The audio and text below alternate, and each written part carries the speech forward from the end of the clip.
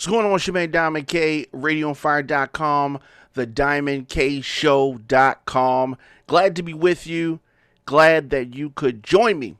So, the Second Amendment is something that has often been debated as far as, whether it's something that should be defended, whether it's something that people should take literally, a lot of things as it relates to the Second Amendment. Second Amendment of the Constitution is what we're talking about. And this protects an individual's right to keep and bear arms. Okay? Simple. It was ratified December 15th, 1791, along with 9 other articles of the Bill of Rights. So this is what people point to that are defenders of gun control, gun rights. This is what they're talking about.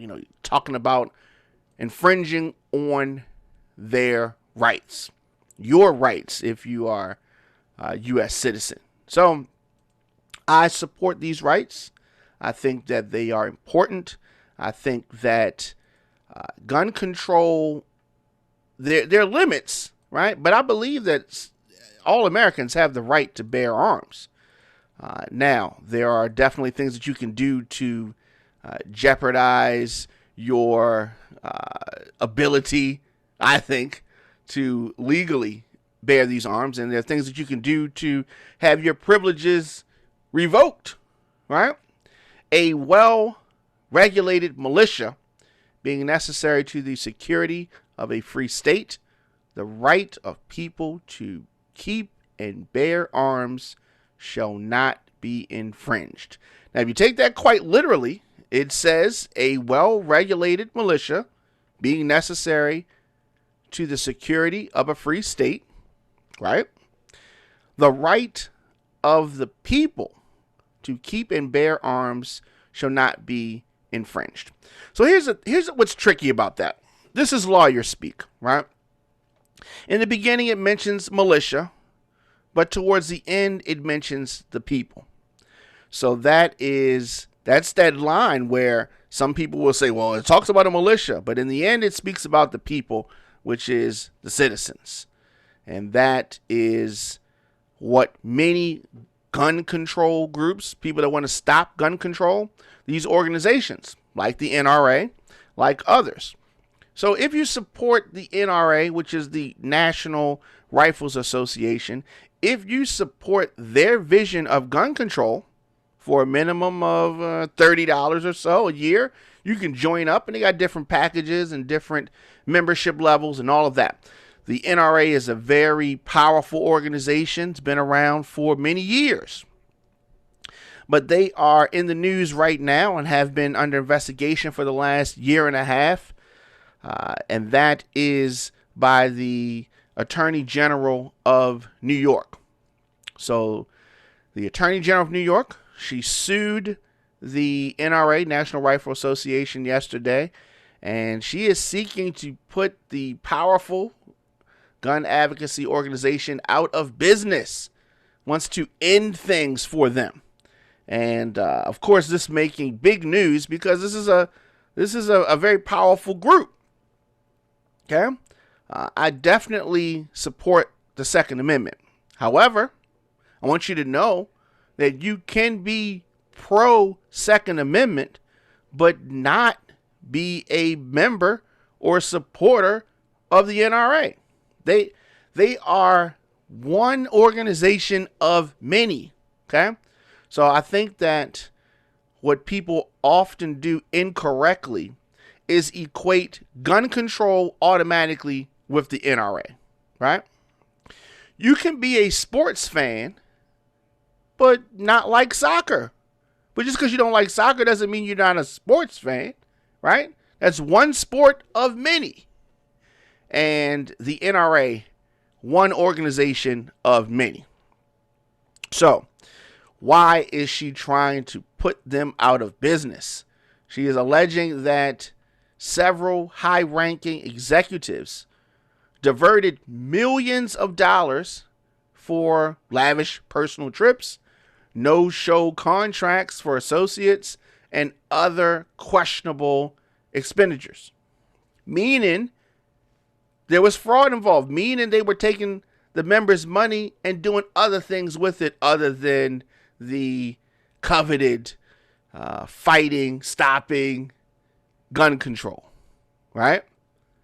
Flying his family, out to luxurious spots, millions and millions of dollars. We talked about this last year. The NRA is in trouble. And why is it in trouble? Because it's being mismanaged. It's being mismanaged.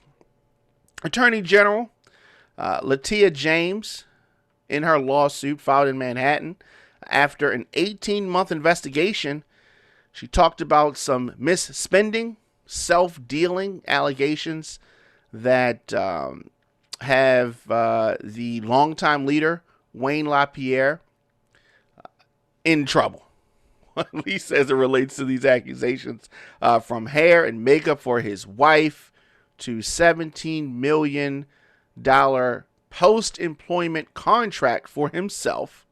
Okay.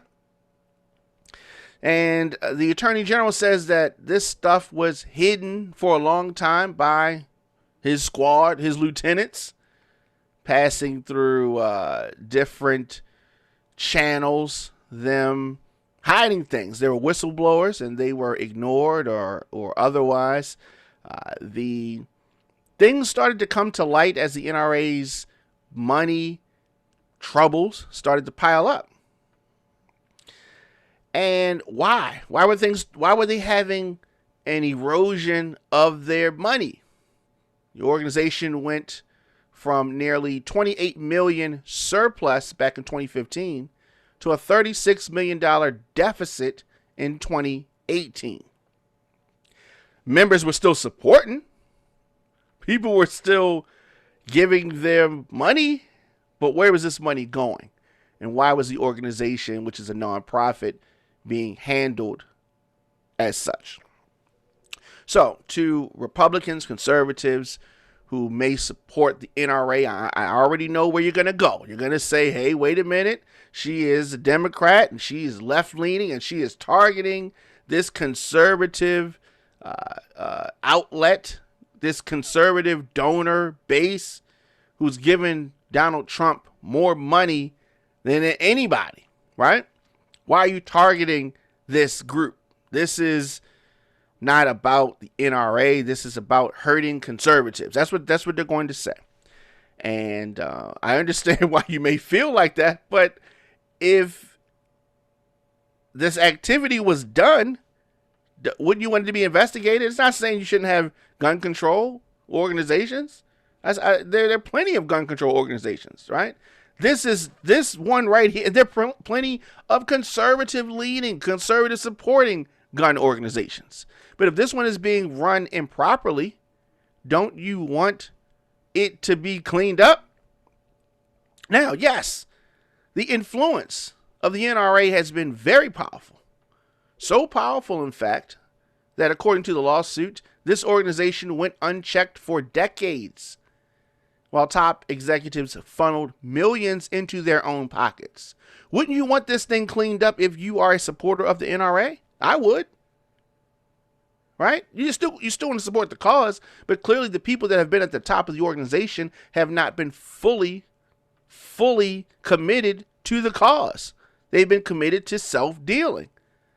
Per the,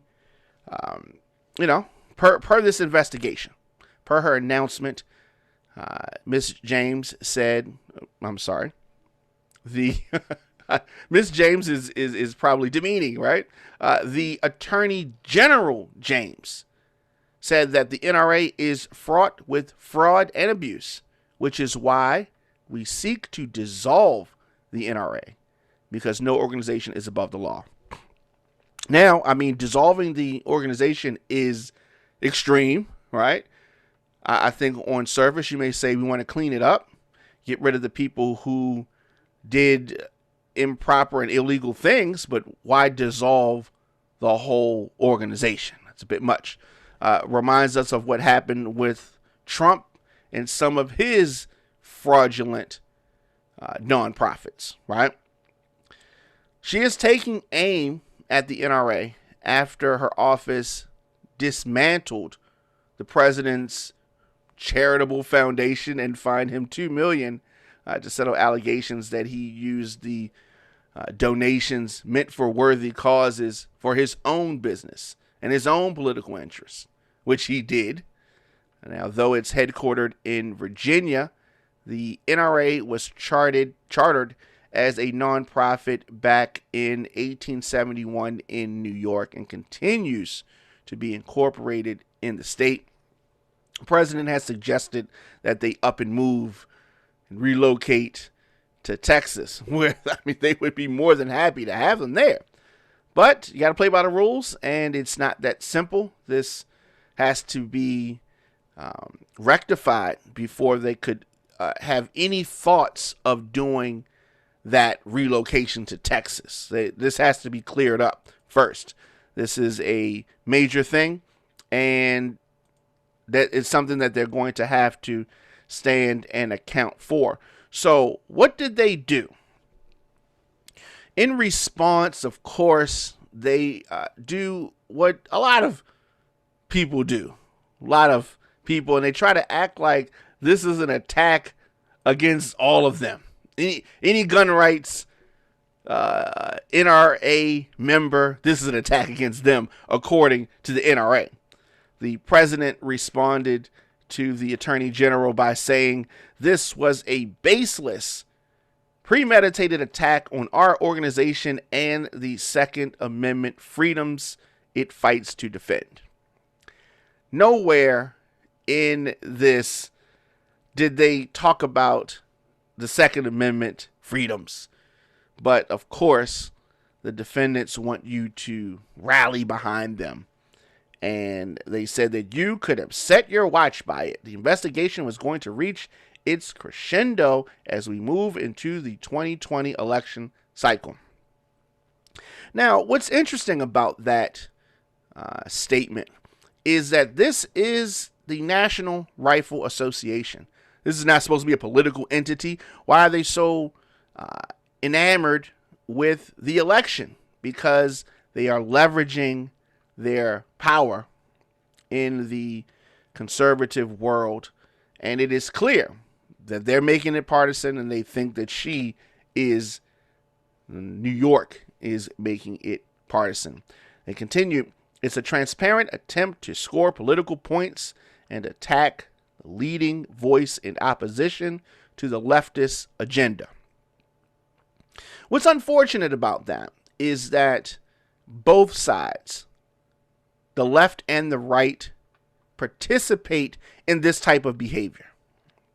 So it's almost like a gang, right? And retaliation. When this side is in charge or that side's in charge, they tend to do these things. And I'm not saying that they don't, because they do. Left and right, Democrats and Republicans do this. So as we continue, this is statements that we are reading from the NRA, and they're talking about how they are being targeted.